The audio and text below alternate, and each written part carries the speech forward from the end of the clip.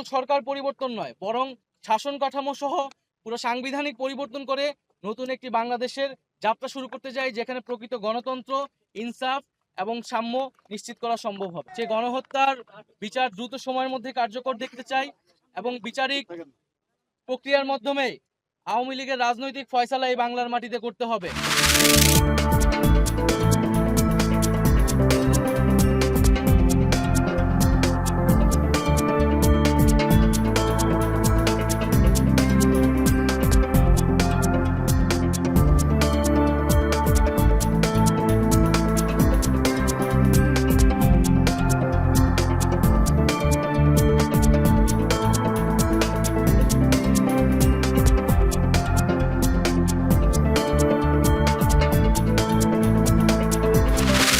আমি ভয় পাচ্ছি ফ্যাসিস্ট তাড়াতে গিয়ে নিজেরাই ফ্যাসিস্ট না হয়ে যায়।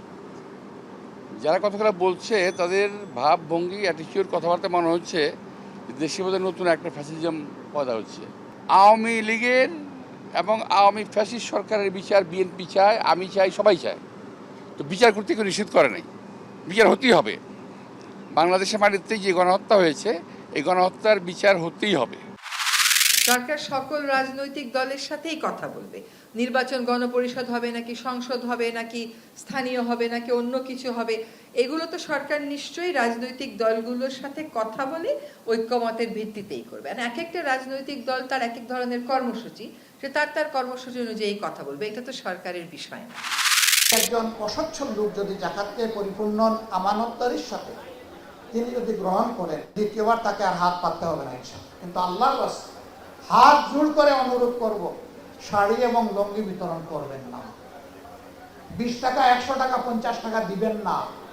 এ দিয়ে সে স্বাবলম্বী হবে না, জাকাতের মাকসুদ পূরণ হবে না। সেটাও বলতে পারি জেনারেলি স্পিকিং, কিন্তু কয়েকজন বেঁচে থাকতে পারে, ইন্ডিয়ান জেলে থাকতে পারে। তো আমরা তো এগুলো দেখতেছি, ক্রস চেক করতেছি, তারপর দেখবো যারা গুম হওয়া ব্যক্তি তাদের মধ্যে কেউ আছে কিনা ইন্ডিয়ান জেলে। আমাদের প্রত্যেকটা অবজারভেশন, প্রত্যেকটা ফাইন্ডিং থাকবে এভিডেন্স বেসড। অনেকের ধারণা যে এন্টায়ার বাহিনী প্যানিক স্ট্রিকেন হয়ে গেছে। এন্টায়ার বাহিনী প্যানিক স্ট্রিকেন হওয়ার কোনো কারণ নাই, বা এই জন্য কারণ নাই কারণ এটা যেসব সদস্যরা গুমের সাথে জড়িত, এটা তাদের পার্সোনাল ক্রিমিনাল লায়াবিলিটি।